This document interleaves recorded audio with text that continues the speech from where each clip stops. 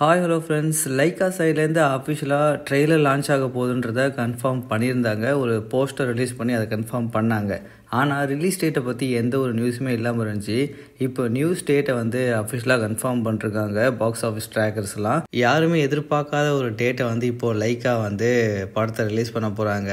So box office ட்ராக்கர்லாம் update பண்ணுறது என்னன்னா, February 6 தான் படத்தை ரிலீஸ் பண்ண போகிறாங்க அப்படின்றது தான் அந்த அப்டேட்டு. எல்லாருமே 23 ரிலீஸ் ஆகும் அப்படின்றது தான் எதிர்பார்த்துட்டு இருந்தோம். ஏன் அப்படின்னா, ஜான்வரிக்குள்ளே ரிலீஸ் பண்ணோம் அப்படின்னா அந்த டேட் ஒரு பர்ஃபெக்டான டேட்டாக இருந்துச்சு.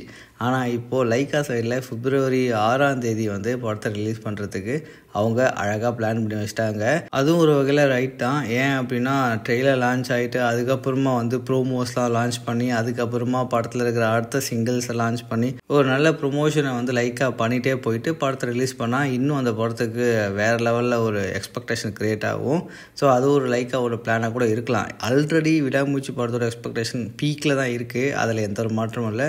பட் இருந்தாலும் லைக்கா அவங்க சைடில் வேறு மாதிரி ஏதோ பிளான் பண்ணுறாங்க போல். நம்ம ஆல்ரெடி சொல்லியிருந்தோம் இல்லையா, லைக்கா சைடில் எல்லா ப்ராப்ளத்தையும் சால்வ் பண்ணிட்டு வராங்க. NOC ப்ராப்ளம்லாம் ஆல்மோஸ்ட் சால்வ் ஆயிடுச்சு அப்படின்னு சொல்லி லைக்கா அதை அஃபிஷியலாக கன்ஃபார்ம் பண்ணுவாங்களோ என்னமோ. ஸோ ட்ரெய்லர் லான்ச் ஆகுது. படத்தோட ரிலீஸ் டேட் February 6 இருந்தால் ஒரு வேலை அப்படின்னா நீங்கள் என்ன நினைக்கிறீங்கன்றதை கமெண்டில் போட்டுருங்க. 23 பெஸ்ட்டாக இல்லை February 6 பெஸ்ட்டாக அப்படின்றத கமெண்டில் போட்டுருங்க.